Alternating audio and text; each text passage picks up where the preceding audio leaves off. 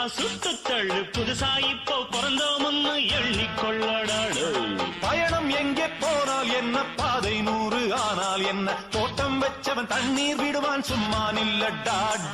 ஊத காத்து வீச உடம்புக்குள்ள கூச குப்பை கூளம் பத்த வச்சு காயலாம். தை போறக்கும் நாளை விடியும் நல்ல வேளை, பொங்கப்பாலு வெள்ளம் போல பாயலாம்.